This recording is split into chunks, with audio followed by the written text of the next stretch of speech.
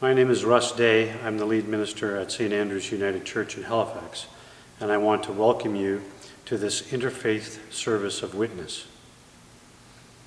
What do I mean by that? To what are we witnessing? Well, we're giving witness to this great wound that all of Nova Scotia now shares after the violence of last weekend.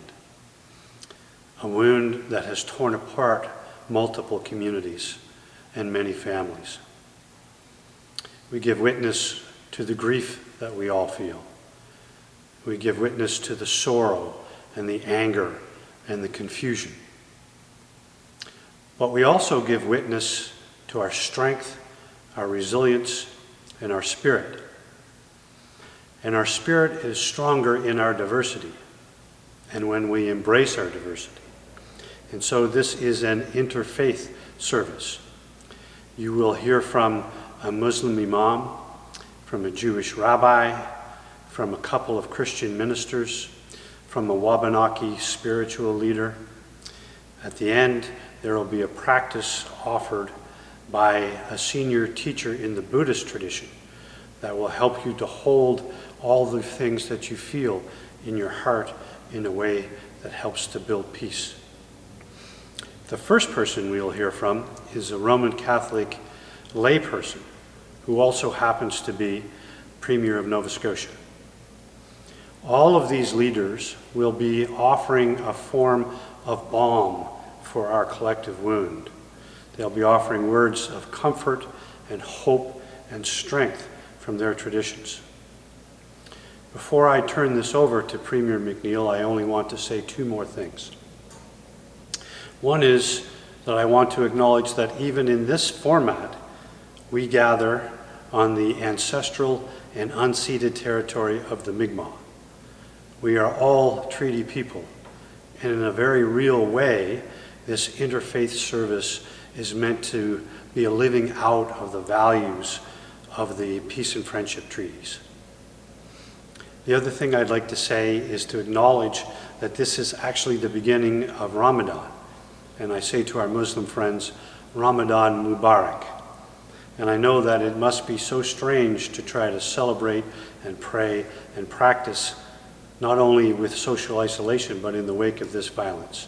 We want you to know that we are with you. And to everybody out there, no matter what your tradition is, blessings upon you, peace be upon you. Now to Premier McNeil. Good evening, everyone. How do you make sense out of something that is so senseless? We see so much heartache and tragedy around the world. To have it arrive on our doorstep the way it did last weekend is really unimaginable. It's unfathomable to think that this could ever take place here. But we can't let it overtake us. Even though there's pain and sorrow and hurt, we have to go to what is the loving parts of who we are, the kindness. Find your own spirituality. Find the place that works for you, that allows you to find that comfort. Speak to your God, whoever that happens to be, and find a way to take the positive, caring, loving part of your God and your community and transfer that into our broader community of Nova Scotia.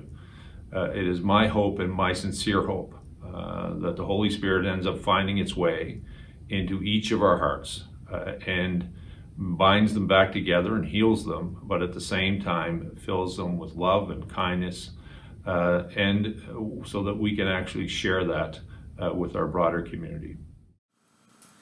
I'm Dr. Rhonda Britton, Senior Pastor of New Horizons Baptist Church, Halifax, moderator of the African United Baptist Association of Nova Scotia, and Vice President of the Canadian Baptist of Atlantic Canada.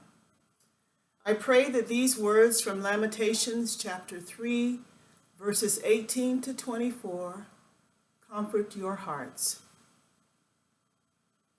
So I say, my splendor is gone and all that I had hoped from the Lord. I remember my affliction and my wandering, the bitterness and the gall, I well remember them, and my soul is downcast within me. Yet this I call to mind, and therefore I have hope. Because of the Lord's great love, we are not consumed, for his compassions never fail. They are new every morning. Great is your faithfulness. I say to myself, the Lord is my portion. Therefore, I will wait for him. Our hearts ache in the aftermath of this violence that has been visited upon our beautiful province. And yet, through the pain, we know that God is with us. God is faithful in love and plenteous in mercy. The darkness and the evil that human beings do will not overcome the light of Jesus Christ, whose resurrection signifies our victory over evil. We have no answers. We only have faith. The Lord is our portion. His compassions never fail. Therefore, in every trial, in every sorrow, in every affliction, we wait on God. Lord, have mercy on us. Amen.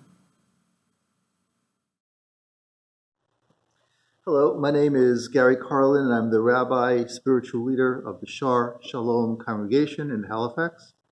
And I'm pleased to be with you at this occasion, but not happy, of course, at the reason we've come together. What I'd like to do is I'd like to share with you a bit of our sacred scripture, the Torah, and also to tell you a little bit about why I think this is apt at this difficult time. You know, every week, every Sabbath, every Shabbat, in the synagogue, we read a portion of the 5 books of Moses, the first 5 books of the Bible, the Hebrew Bible, in sequence from Genesis all the way to the end of Deuteronomy. And this week, if we were meeting in our sacred space, this space, we would be reading a portion called Tazria Mitzorah. Actually, it's a double portion of the Torah, including this passage from the 13th chapter of Leviticus, which I think is especially apt. I'd like to share it with you at this time. Vayedaber Adonai el Moshe ve'el Aaron lemor Adam kiyeh ve'or besaros et osapachat ovaheret ve'haya be'or besaron lenegat zaraat uva el Aaron hakohen o el achad mibanav hakohanim. And this passage talks about what do you do if you have some sort of a disease, a skin affliction. It's misunderstood, perhaps it's leprosy. You have to go to the Kohen, to the priest, and he will diagnose you, and then, if need be, put you into isolation until a certain amount of time has elapsed. When you're better, you'll be checked, and then you'll be allowed to re-enter the community. Sound familiar? It was very apt. This is exactly what we're doing with COVID. And although the disease is different, although the mechanism is a little different, I think that the takeaway here for me, point of hope and of learning, is that sometimes you do need to go into isolation. You do need to be checked out by somebody. You do need to remove yourself from the community. But that's temporary. Eventually, you'll be able to rejoin your people, the community, others, including family. And this passage teaches me that although it's very difficult to do this, to actually be told, no, you can't be with other people, you will come to a point in time, the Torah assures us, we are promised, there will be a time when we can rejoin loved ones, the community, resume life. So this will pass. This is something that we're promised. This is something that I believe will happen with the help of all of our communities, with help of our wonderful medical professionals who put their lives on the line in order to stem the tide of the pandemic. We will come to a point where we will be not only healthy again, but I believe stronger and perhaps more unified, I hope, for the experience. So again, I wish everybody shalom. Peace in the widest sense, peace meaning freedom from fear, freedom from disease, health, and unity. Shalom. I wish to first extend my deepest condolences to all the families that have lost their loved ones in this horrid experience. I think of the communities that are involved, and indeed the province and the nation, and all those who have experienced this tragedy. I cannot say enough of the deep regrets that I have for all of you. My sincerest condolences. I know that the depth of such a loss, I know that in the sense that how I have love for my wife and my family and the communities.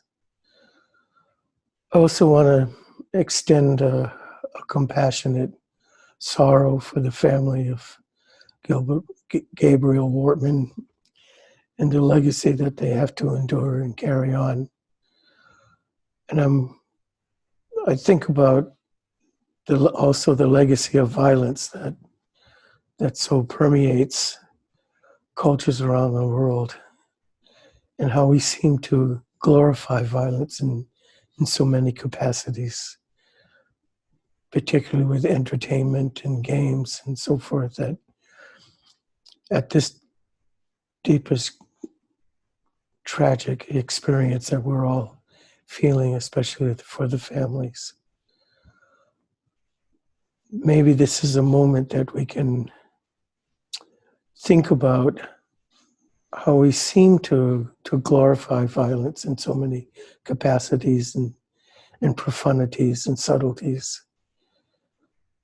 May we have the courage to examine how these events take place and how perhaps people like Gabriel Wortman had reached out and didn't find the support or the needs in our subtleties and glorification of violence, that we seem to, as a society, have missed this opportunity to help each other. And may we find the capacity to re-examine our ideologies and our dogmas and our isms that separate us as a people, that create borders and distances between us, that we can reach out and actually reclaim a society and a culture based on peace, and to make that worthwhile, make that our norm. And with that, I wish to just share this expression of the thanksgiving for life and how sacred it is among all of us. Not only among human beings, but all life is sacred. May we find ways to restore the light and the love of the life that's around us in all capacities and all ways. This is a simple giving of thanks for all those who share in this really deep sorrow.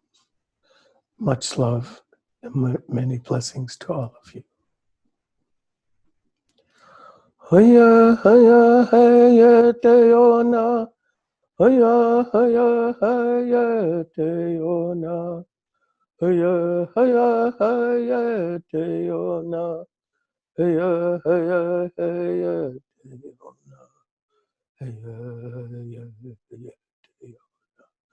teona, haya teona, hamanitu kunis tunota. Wacho nego mahana o jenan. Wacho na machisong kashkana o jenan o kotote. Inache ha yo mucheki womani shwonkata. Askesa koke shwache. Haskoi kosen, haskoi kosen, haskoi kosen, haskoi kosen. Ene, enucha, itakilo, itakilo. Peace be upon you all. This is Imam Abdallah from Ummah Mosque in Halifax.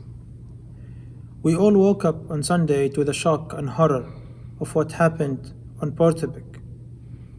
Our hearts are broken when we think about the victims. Our hearts are broken when we think about their families, their loved ones, and when we think about the first responders. Bloodshed has become a pervasive everyday occurrence in our life. Thousands are killed with no reason and for no crime they have committed.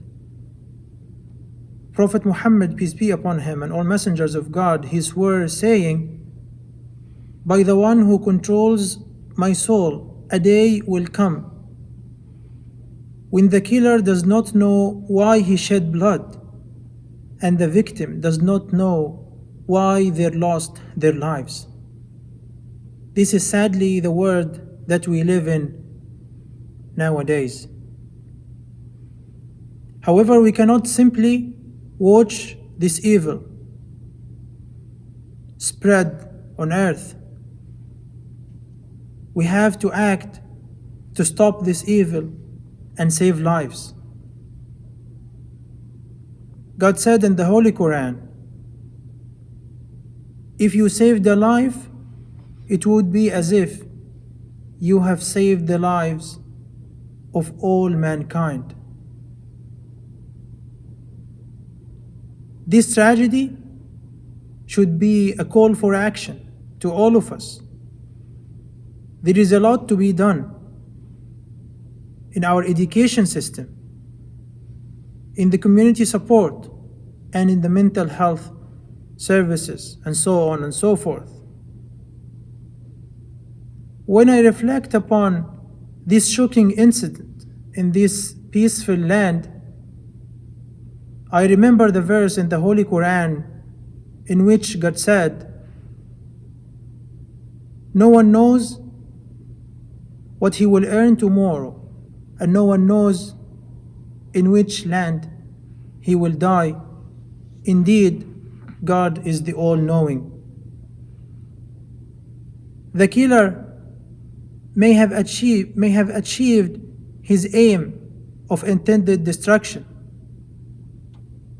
but I'm sure that he failed to incite fear and despair in all of us. Quite the opposite. In such moments, Canadians come together to support each other and to be there for one another and mourn their loss together, even though when we cannot physically embrace because of the pandemic. To all Nova Scotians, to the families of the victims, to the first responders, we are thinking of you in this devastating tragedy. We wish you healing and peace. Grace and peace. I am Rusty Edwards, minister of First Baptist Church, Halifax. I'm an immigrant who is thankful to call Nova Scotia my home. I have fallen in love with our province, with the people of Nova Scotia I call my neighbors. I know our province to be a place of warmth and welcome, and know how challenging it is in these times that we cannot physically join together to offer our care and solidarity as a community. Over the last many days, I have been reflecting on a story in the Gospels.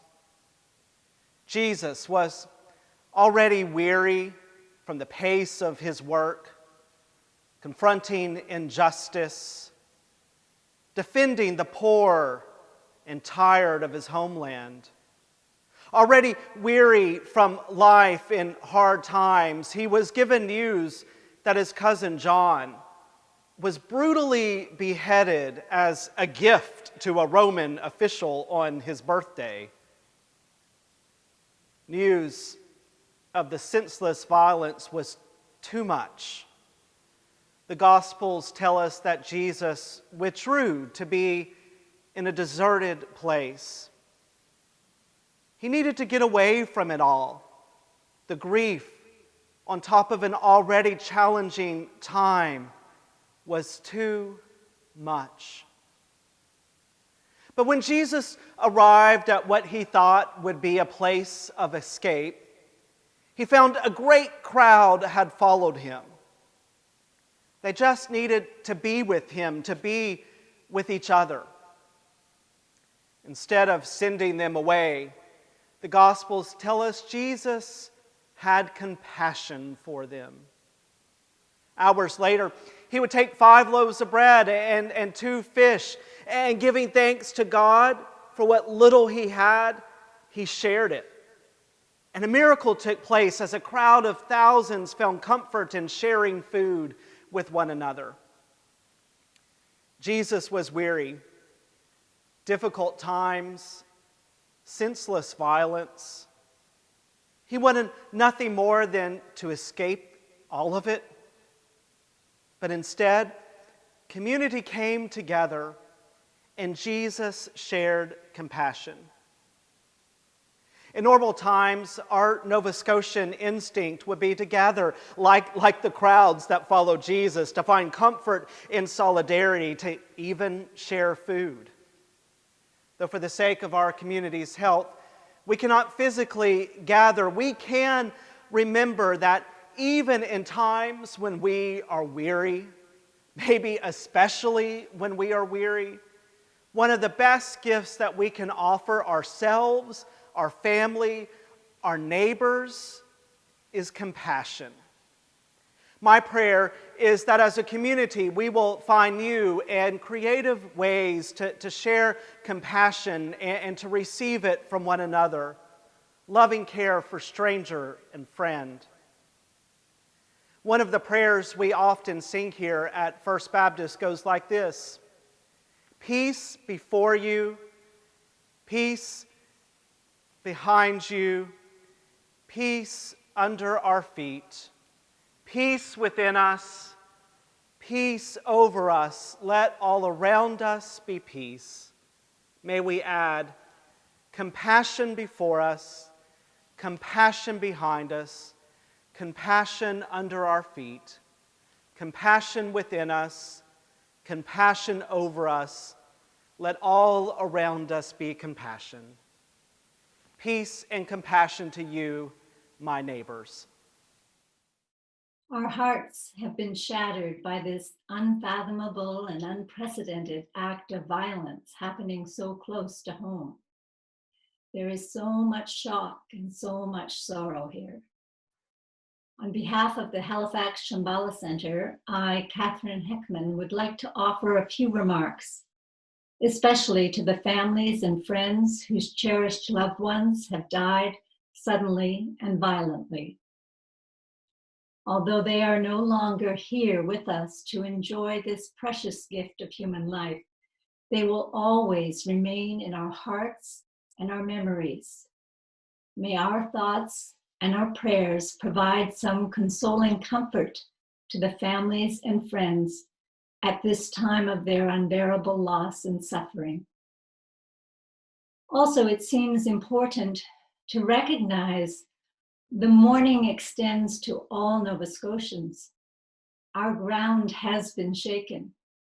For generations, we have treasured our peaceful rural communities, known for their close-knit, trusting and caring ways of being there for each other, especially in difficult times. It is that very sense of kindness and compassion that we now need to rely on even more. We want to support each person's loss and grief. Particularly, we want to nurture and care for the families and friends who have lost loved ones in this unimaginable tragedy. Undoubtedly, this will be a long and complicated healing, and we want to provide them all the time and space they need for that.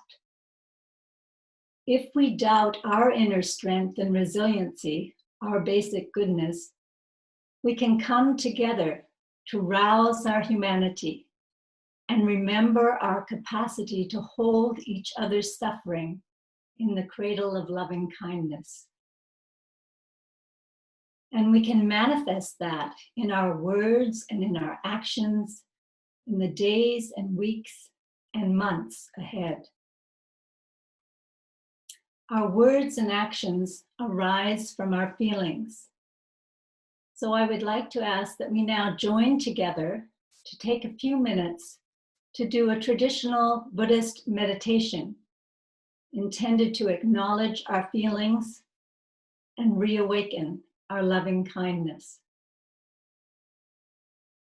Let us start by touching into our own tender heart of sadness.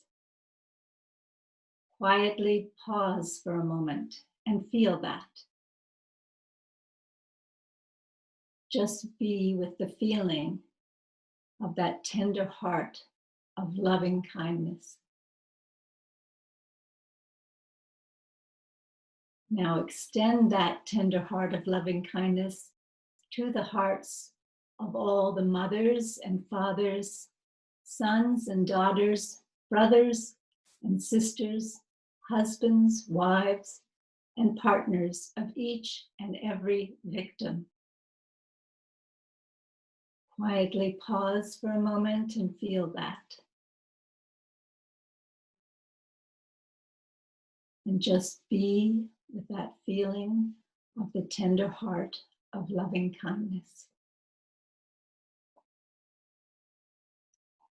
Now extend that tender heart of loving kindness even further to each and every Nova Scotian who is feeling the devastating impact of this sorrowful situation.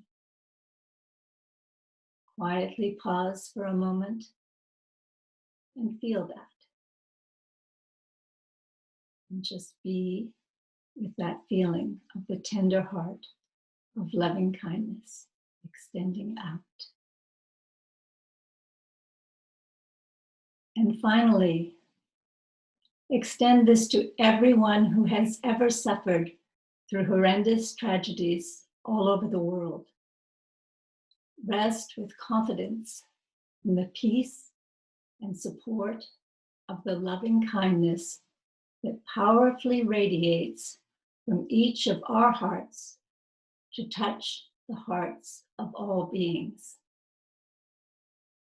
As the Buddha said, radiate boundless love towards the entire world, above, below, and across, unhindered, without ill will and without enmity. Recognizing the power of our interconnectedness and our inseparability can help us deal with our feelings of being overwhelmed by tragedy and feeling alone in our struggles. At any time, we can pause to let ourselves touch into our humanity, to that sad and tender heart. We can recognize that our hearts have the capacity to open us up to navigate even the most difficult of times. And this is especially true when we appreciate the power of being in this together. So from the bottom of my heart, I thank you for your time.